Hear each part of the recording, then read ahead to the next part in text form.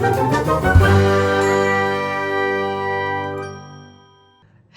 guys, what's up people? Welcome to the session. I hope that all of you guys are doing good and your loved ones are also doing good. Please take care of yourself, wear a mask and try not to go out at all in the first place. So welcome to the session. My name is Anoop and this here is going to be a very interesting one. It's not going to take too long because today we're going to talk about something which happened very recently. So here's the backstory. A couple of days ago there was this, if you've been watching the news lately, you'd have probably heard about a certain rocket which was re-entering back into the Earth's atmosphere, and people were not sure as to where this debris is going to land.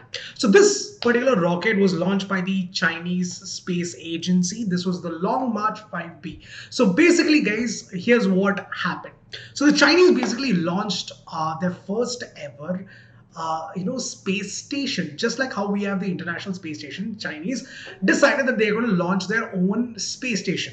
So on April 29th, China launched the Long March 5B rocket to carry all these different parts of a new space station. So it was actually a 9-part mission. It's not like one shot you can do this. So it's a 9-part mission where they basically send parts by parts into the space station and into the space, and they assemble it one after the other. So to talk about the dimension of this particular rocket that they send the parts in, it's about 30 meters long and about 5 meters wide. So that's this is the size. You can imagine that 30 meters long and 5 meters wide is what was the dimension of this. So basically, this basically carried the Shenzhen, I hope I'm pronouncing it right, I am not sure though, 18 satellites, Shenzhen 18 satellite, which is set to conduct numerous experiments in the Earth's orbit to understand what is the effect of space and so on and so forth. So the Long March 5B Y2 rocket lifts off from this Wenchang Space Launch Center in Hainan province. I know, the words are amazing. So on 29th of April, this happened. That was very recently. 29th of April 2021 was when this was launched.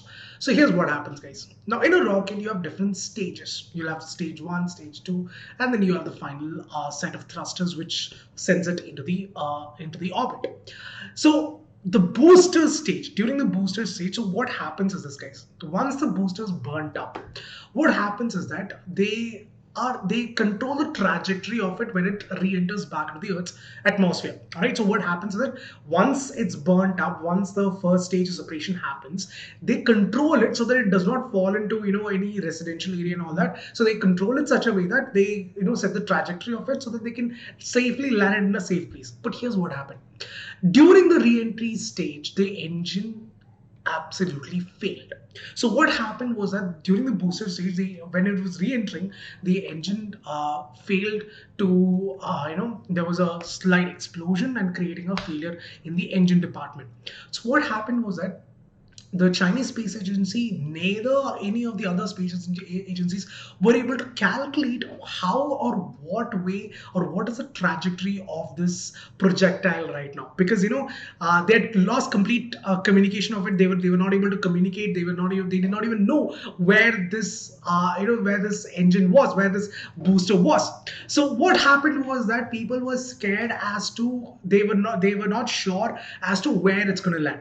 But although a lot of astrophysicists and stuff, they had predicted that it might fall into an ocean or into a sea, because 70% of the Earth's surface is covered by water bodies itself. So they had this calculation that it might fall, but they were still not sure, because obviously falling onto if it falls onto a residential area, that can be disastrous, right? It's coming at that high velocity. It can cause a lot of damage, creating it could even lead to a conflict, because obviously it was launched by China, and obviously people were not happy about it, because you can't be that careless about something like that. So everyone were already under a lot of tension, but luckily to your kind knowledge, it landed in the Indian Ocean near the Maldives island. It actually landed, and luckily did not hurt anyone, but then it still gave a lot of response from NASA and a lot of other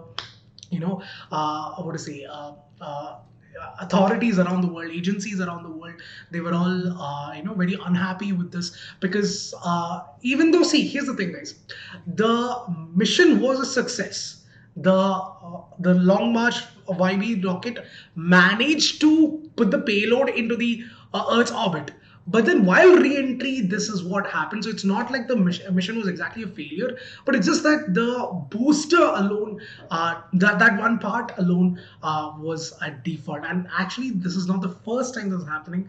This happened before as well, so that is why the people around the world were not actually happy about it. So it's a part of 11 missions, and this is the first one, and they are in the process of completing the space station, their own space station, just like the International Space Station, by 2022, so that they can conduct experiments on their own. So now here is this case, is it a failure or a success? The mission was a success because the whole intention of it was to put the payload into the Earth's orbit, which they did, but the booster part of the rocket turned out to be a failure. So mission is not exactly a failure, but then yeah, the booster part was a failure. So debris from the last stage of the China's Long March rocket that had carried a key component of its under construction space station fell into the waters of the Indian Ocean west of the Maldives on Sunday. So yeah, this is what it looked like. So here's the thing, guys.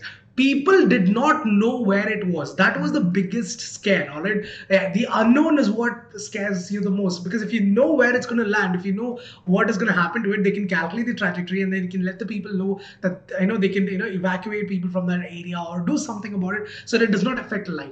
But the biggest scare was that people did not know where it was. Neither did the Chinese space agency knew about it. Neither did NASA know about it, or any other space agency for that matter. That is what created such a big fuss. But luckily, this time we were lucky. Now, this is the fourth worst ever debris failure that has happened so far. But again, it has happened in the past before, and hopefully it never happens in the future. So yeah, people, that's all for today. And yes, you guys already know about vPro batches, the vPro subscription courses, the Vedantu Pro subscription courses, and I already told you about VIP as well. That is the Vedantu Improvement Promise. And if you feel like there is no improvement whatsoever, you can take your money back, people. So don't forget that. These are the dates that the batches are going to be starting on. So CBSE 9th and 10th of May batches have already started. So a couple of days have already passed by. 24th of May is the next set of batches that is starting. Maharashtra 24th of May for both 9th as well as 10th. For JEE is 10th of May. It has already started. Another set of batch will be starting on 25th of May.